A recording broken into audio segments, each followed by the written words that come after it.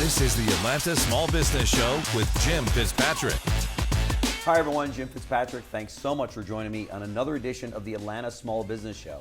We're so happy to have in the studio with us today Miss Alicia Butler Pierre and Dan Merchant. Alicia is founder and CEO of Equilibria, and Dan Merchant is COO of CDE Services. Folks, thanks so much for joining us in the studio. Thank you for having us. Sure. Dan is brought in by Skype today, so that's thanks to technology. We have you all here at the table, right? Yes. So let's jump right in here. Alicia, tell us a bit about your background and how you got started in business.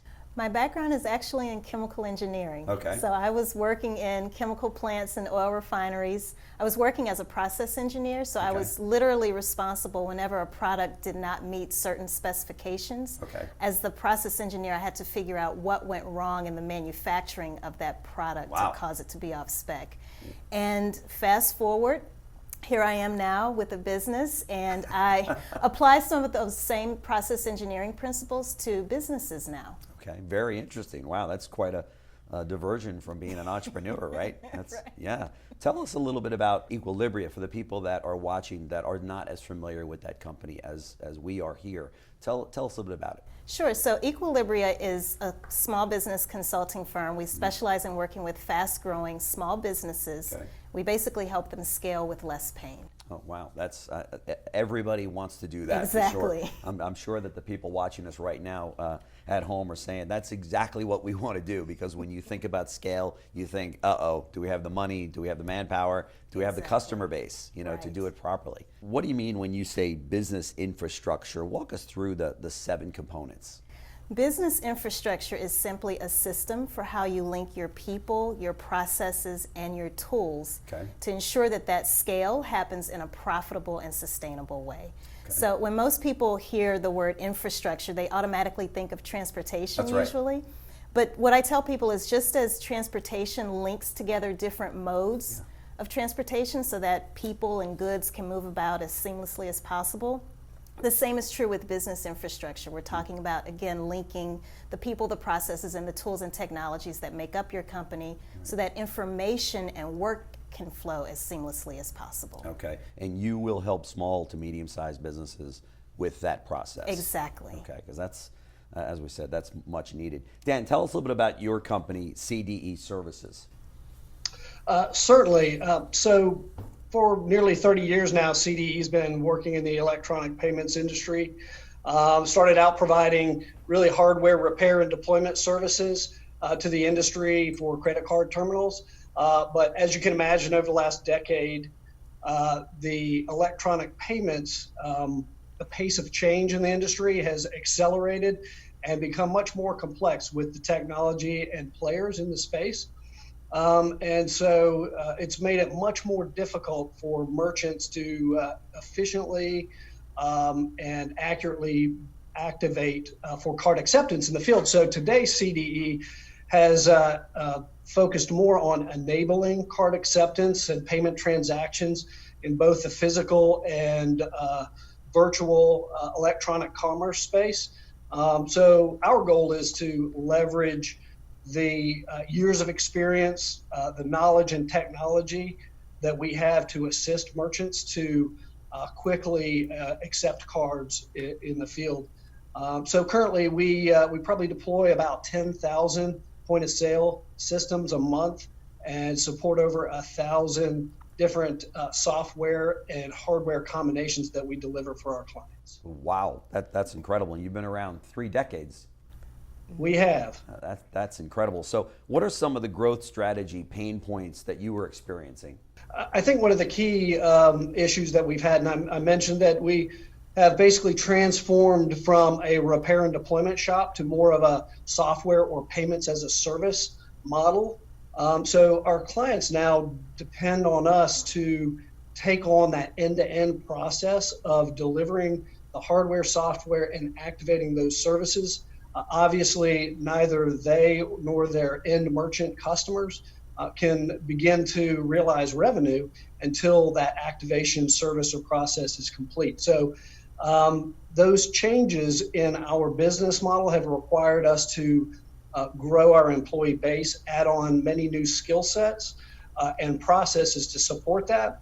And so as we've grown and worked through that process, it's been difficult to clearly define the new organizational structure and those clear roles and duties to support the services that we provide. So, as we struggled with that, that's the point that we reached out to Alicia and said, hey, we could use your help and your expertise in establishing our new business infrastructure. Sure. And Alicia, what was the first thing that you had CDE do to address these pain points and these problems? So it all starts with answering the question, what work needs to be done? Okay. And we go through a really intensive brainstorming exercise. Okay. And if you can imagine those oversized large Post-it notes that you can place on the wall, Yes. and they come off of an easel pad, Sure. we ended up with 42 of those. Oh my gosh. Identified over 650 tasks and activities, identifying not only the things that they're currently doing, but things that they recognize need to be done in the future to support some of the things that Dan was talking about. Yeah. And then once we do that, we actually take those tasks and we convert them to these little note cards here. Okay. And we spread everything out across a very large table. And I think, Dan, we had about, was it 20 to 25 people who participated in this exercise altogether? It was nearly 25 individuals that helped participate in bringing together all these job duties and tasks. Wow. Yes. Very and so everything is spread out over a very large conference room table that they have, all 650 of those tasks. 650. Yes. A little overwhelming, don't you think, Dan? Yes, indeed. Well, and thus we needed some help. Yes, sure. And what's interesting about doing it this way is that it's very visual. Everyone gets involved. They're starting to have dialogue that may not have taken place before, sure. but they're organizing those different tasks into departments. Okay. And then within each department, we then say, who are the people? Yeah. And we write the name of the role across these laminated stick figures. Yep. Who are the people who should be performing these certain tasks within each department? Right. So there's everybody, once they leave that room, they have a clear understanding of who's going to be held accountable to get this done. Exactly. And that information is then transferred into new job descriptions. Okay. And Wow. an organizational chart. So you almost just do a full reorg, when you go in to say, here are the pain if that's points necessary. and let's fix it. Right. Which many companies need your services for sure. You happen to be sitting in one of them. So, so Dan, talk to me. What insights did you gain from this exercise? So, the way we really basically disassembled all of our existing job descriptions, and it allowed us to, as a smaller organization, many of our folks took on multiple roles, but as we've grown, and you talked about scale, as we're trying to position ourselves for scale, we realized that we really just needed to disassemble those tasks and reorganize them for the future growth and scale, right? And put them in the right organization. What we were trying to do is establish qualitative and quantitative standards where we can measure our performance as a company and our individual performance. And we realized we just needed those clear lines of job functionality before we could establish the quality and quantitative measures. If you want to establish those accountability standards for those people, they need to clearly understand what their roles are within the organization. And it sounds easy, but when you're growing at an escalated rate, it's difficult to get your arms around. And so we would find ourselves, looking around the conference room saying, hey, who has this task or who has that task? Right. And we'd get a bunch of blank stares. And so, we're as we've gone through this process with Alicia, those responses have changed from blank stares to I've got it. That's my task, or I know who has responsibility. So it's making a dramatic impact in our organization already. I could imagine, being an entrepreneur for the last 30 years of my life, it seems to me as though you can't do a program or institute a program like this without a facilitator like you. Because no one in the company can really stand up and say, well, I'll do this, because there's bias involved, right? There's favoritism. There's, well, what does that person know over me? And why do they get to do it and not me? And it's almost mandatory that you bring an outsider in, such as yourself, to facilitate a meeting like this, right? Right. And to keep it on track. Absolutely, and give it a fresh perspective. Right, right.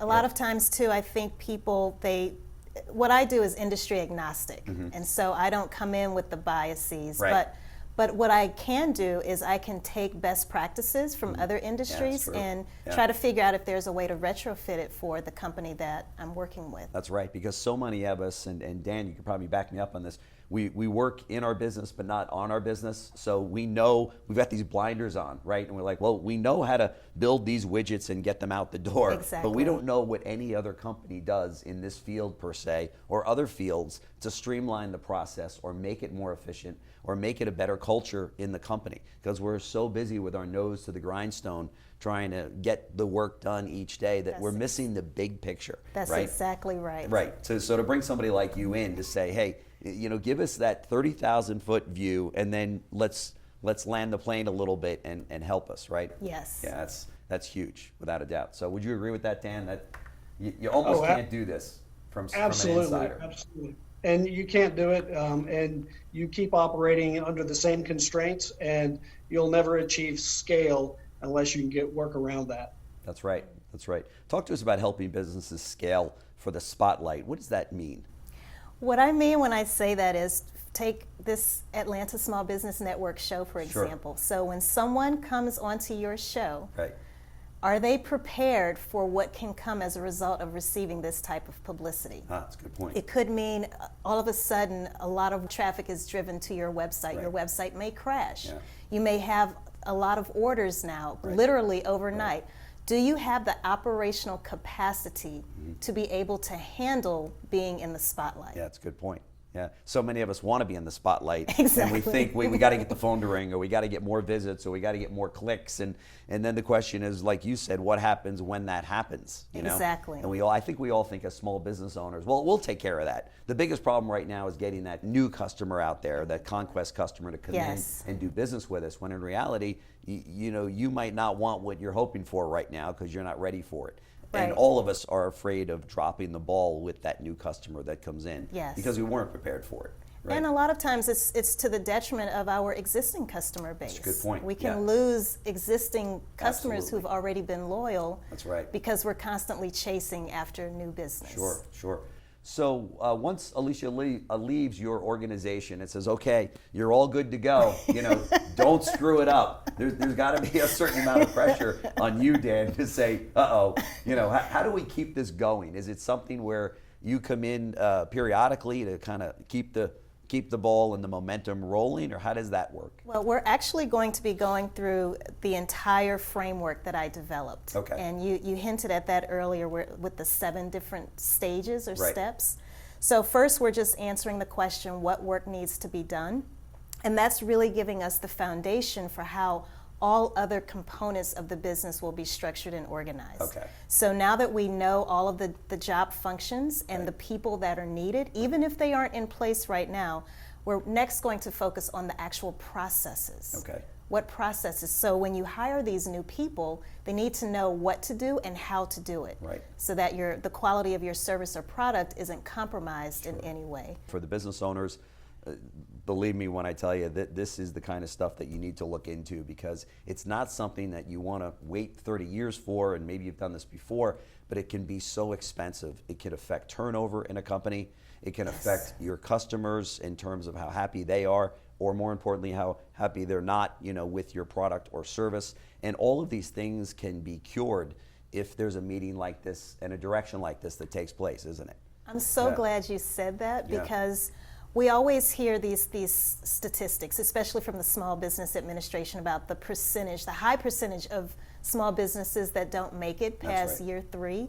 Well, there's another percentage that they have, that most small businesses by their 10th year, so those who do survive the 3 and 5 year survival rates, of those, 70% won't make it to their 10th year in business. Really? And a lot of people focus on a main failure being the fact that there aren't enough customers or there isn't enough business. Right. But there's very little emphasis on businesses that fail because they have too much business. Yeah, is that interesting? Exactly. Wow, we don't even and think so about that. when you have that fast, rapid growth, Yeah. if you don't, again, have that operational capacity to be able to meet that kind of demand, that's just as... You'll be taking that hockey stick growth and flipping the hockey stick upside down. And that could go pretty quick. Right. So tell us a little bit about your book, Behind the Facade. Sure. So I wrote my book, Behind the Facade, How to Structure Company Operations for Sustainable Success. It came out last year. Okay. I wanted to have a way to literally share with other people the how. Okay. We read so many books telling us what to do, but not always necessarily how do I actually do it. Yeah, that's a good So point. again, this book is tailored specifically to companies that are very serious about scaling their operations. Fantastic. So should they buy the book after they call you or before they call you? I recommend reading it first. Yeah. In particular, the first 2 chapters.